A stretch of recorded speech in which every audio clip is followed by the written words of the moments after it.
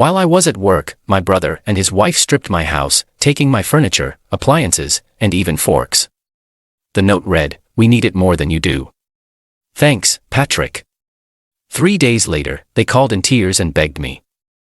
Hey, Reddit, if anyone had told me that my own brother would rob me, not just of my things, but of my trust, I would have laughed. But that's exactly what happened. And the worst part, he didn't even bother to hide it. He left a note. A thank you note. It started like any other Monday. I left for work early, coffee in hand, waving goodbye to my dog as he wagged his tail at the door. Life was simple, quiet, and I liked it that way. I had just finished renovating my house, my first real home. After years of renting, saving, and working overtime, I'd finally built something that felt like mine. My brother Jake had always been the opposite of me. While I was careful, he was careless. While I saved, he spent. And while I worked to earn, he looked for shortcuts. Still, he was my brother. And for years, I'd been bailing him out of his own bad decisions. When he couldn't pay rent, I helped. When he totaled his car, I lent him money. When his wife, Sophie, lost her job, I even offered them my guest room. They lived with me for 6 months. 6 long months. At first, I didn't mind. Family helps family, right? But soon, my house became their house. They hosted parties without asking. They ate food I hadn't even cooked yet. They treated my things like they were disposable. When they finally moved out, I thought I'd get some peace. I even told them, take your time getting back on your feet. I should have known better. That Monday, I worked a double shift, a full 14 hours. When I finally got home, exhausted, all I wanted was to sink into my couch and rest. But when I opened the door, my heart stopped. The living room was empty. No couch, no coffee table, no TV. Even the rug was gone. At first, I thought maybe I'd been robbed. I dropped my bag and ran to the kitchen. The cabinets were open, the counters bare, every single appliance gone. Toaster, microwave, even the blender. My bedroom was next, the bed frame gone, the mattress gone, my dresser, my nightstand, even the curtains gone. The entire house had been stripped. I stood there frozen, unable to breathe. Then I saw it. A small piece of paper taped to the refrigerator door. We need it more than you do. Thanks, Patrick.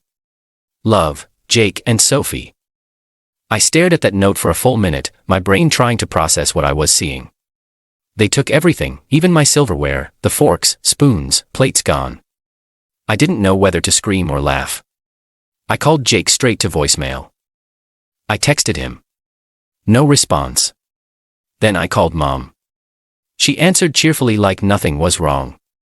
Oh, hi honey. How are you? I'm fine, I said, my voice shaking. Quick question. Do you know where Jake is? She hesitated. Last I heard they were moving into a new apartment. Why? Because I said slowly. They just emptied my house. There was silence on the other end. Then Mom sighed. Patrick, don't be dramatic. I'm sure it's a misunderstanding. Mom, I snapped. They took everything. Furniture, appliances, they left a note. She stayed quiet for a moment, then said softly. Well, they've been struggling. Maybe they just needed help. Help. I repeated. They stole from me. Mom's voice turned sharp. Patrick, they're family. Can't you just let it go? That sentence broke something in me. Let it go. If I'd stolen from them, she'd call the cops. But when it was Jake, the golden son, it was always forgivable. I hung up without another word. That night, I sat on the floor of my empty living room, surrounded by nothing but silence and betrayal. I wanted to call the police. I even had half the number dialed before stopping myself. Because that's what Jake wanted, for me to overreact, to look like the bad guy.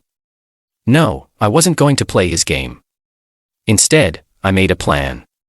The next day, I went to the police, not to press charges yet, but to file an incident report for record. Then I called every pawn shop in the area, describing a few of my distinct items, a custom oak dining table, a rare painting, my TV model. By the third call, I hit gold. One shop owner said, "Oh yeah, those items came through this morning. Sold by a guy named Jake something. He even sent me the receipt. It was my brother. I took the report, added the pawn shop receipt, and went to the police again. They said they'd contact him for questioning, but since it was family, they advised settling it privately first. I didn't settle it privately. Instead, I did something smarter. I called Jake's landlord. "Hi, this is Patrick. I believe Jake and Sophie just moved into your property." "Yes," the man said cautiously. "They just signed the lease last week." "Well," I said calmly, "you should know that every piece of furniture in that apartment belongs to me. I have police documentation to prove it." He went quiet. "You're saying they stole it?" "Yes. Everything." The next day, the landlord called back.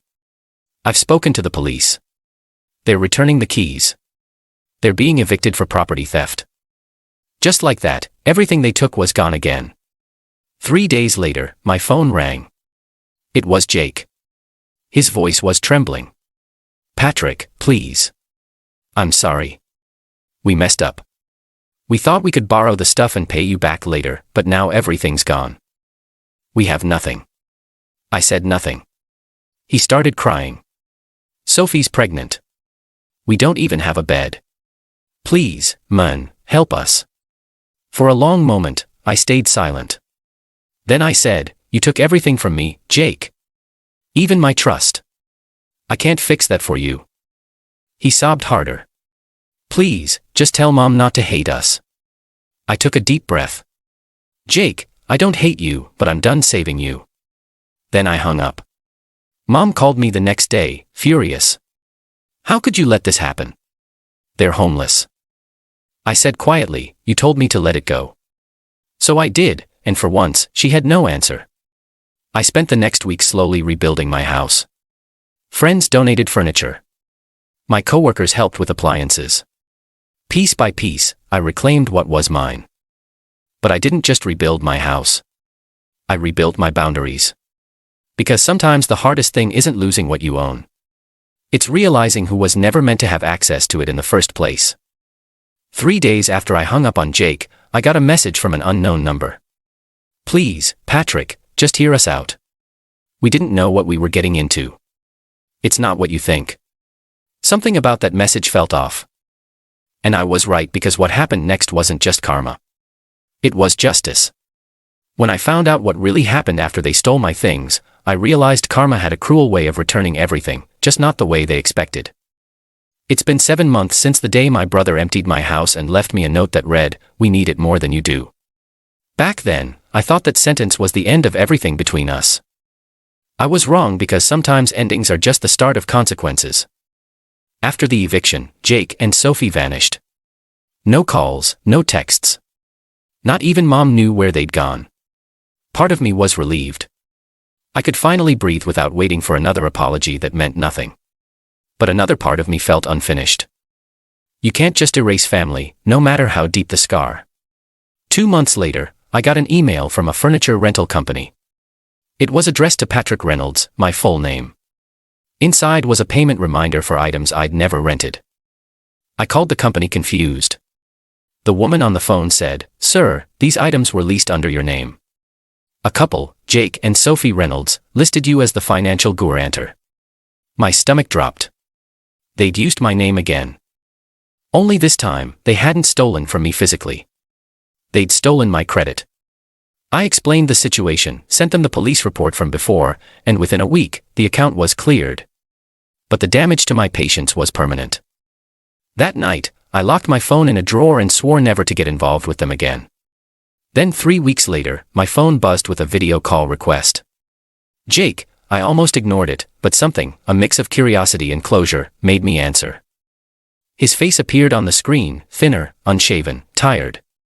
Behind him, I could see a motel room, peeling wallpaper, one small lamp, Sophie sitting on the edge of the bed, holding a baby wrapped in a blanket. "Patrick," he said quietly. "Please don't hang up." I didn't speak. He took a deep breath.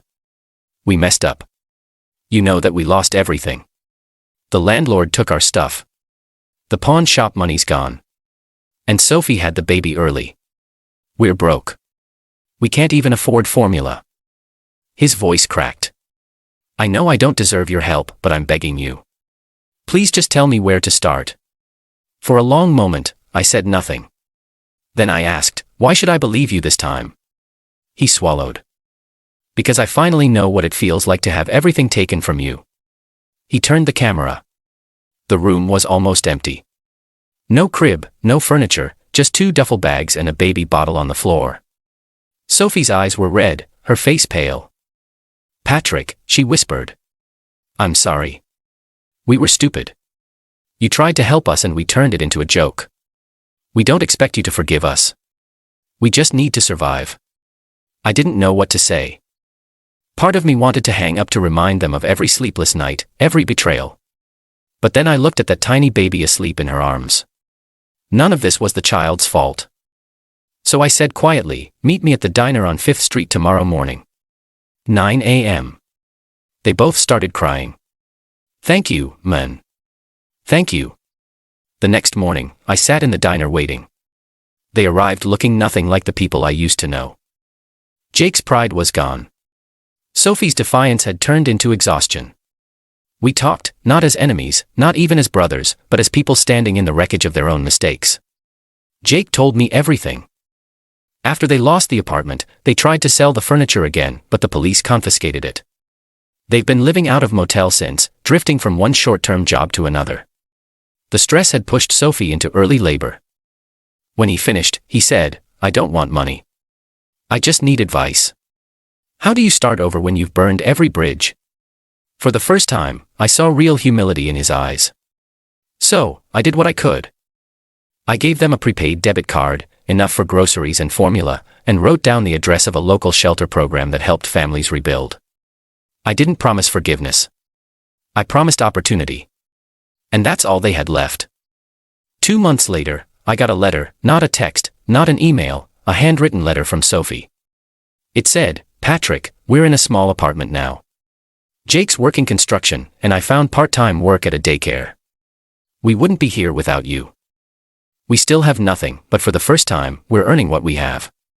We're naming our daughter Patricia after you. Not because of money, but because you were the only one who taught us what decency really means. I read that line twice, then a third time.